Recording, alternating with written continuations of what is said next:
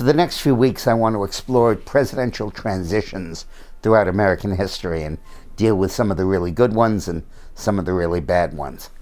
The worst, the absolute worst, was in 1932 and 33 when Herbert Hoover turned over the White House to Franklin Delano Roosevelt.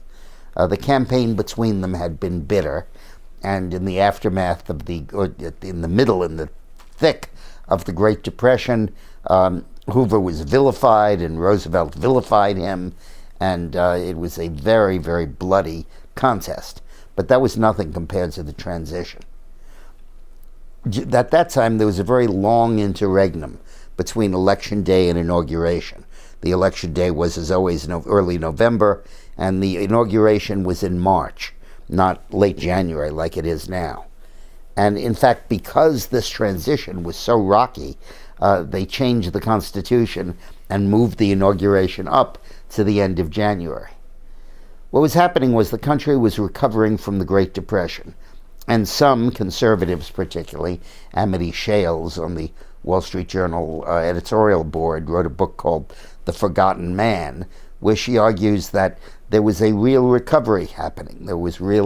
That the Great Depression had really finally broken. And there is some evidence that the economy was on its way back. But Roosevelt, in his campaign, had been very reluctant to make any commitments about the stability of the dollar. He refused to say that we would stay on the gold standard, which we were, and he refused to rule out inflation as a means of solving the problem of low prices during the Depression.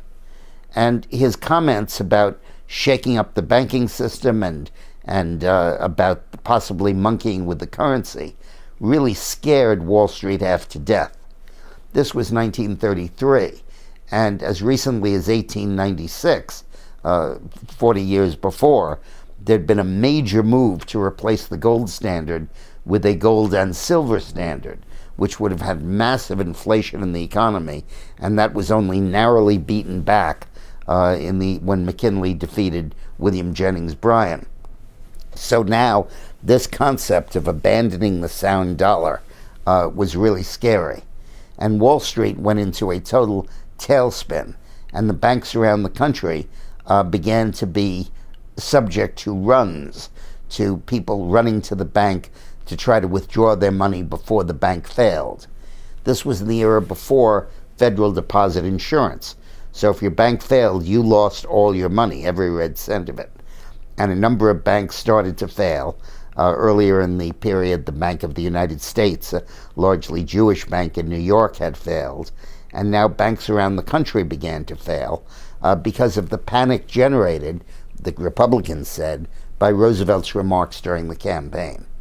And and panic, of course, fed on panic. Hoover then contacted Roosevelt and said, let's meet together and formulate a joint plan to bolster the economy and to reassure the banks and the public that we are not going to debase the dollar. And FDR saw that as a plan by Truman to entrap him and to stop him from pursuing the New Deal agenda. And in fact, Roosevelt didn't know where he wanted to go with these issues. And in fact, in his presidency, he constantly alternated between sound money and inflation as a presidential policy. But when he refused to meet with Hoover and turned down his invitation to work together, it sent a signal to the banks that inflation was on the way, that the profligate printing of currency might start. And that fanned fears, and it led to people thinking that the banks might fail and they might lose all their deposits. So there began to be lines around the block of people clamoring to get their money out of a bank.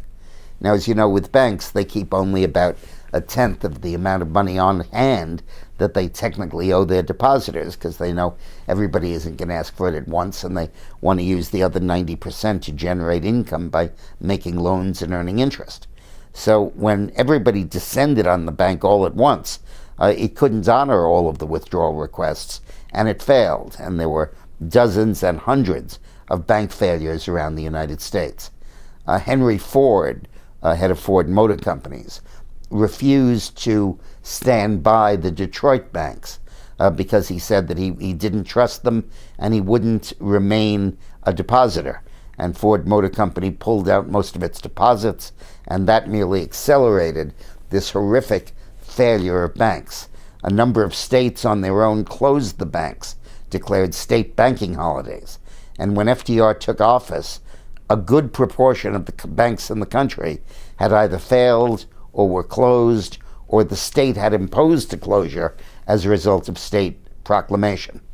So things were pretty frosty between Roosevelt and Hoover. And they met at the White House and went to the Capitol for the swearing in, and FDR was garrulous as always and cheerful and talked and smiled, and Hoover sat there dour, staring straight ahead, not even looking at Roosevelt. And it was one of the most frosty transitions. In fact, what happened then was that Roosevelt, as soon as he took office, declared a national bank holiday, closed all of the banks. And then he told the people, I'm going to reopen them one at a time based on my audit of them to see if they're financially sound. That was largely an artifice to give people confidence and to give the banks time to recover. Eventually, rather soon, all the banks reopened.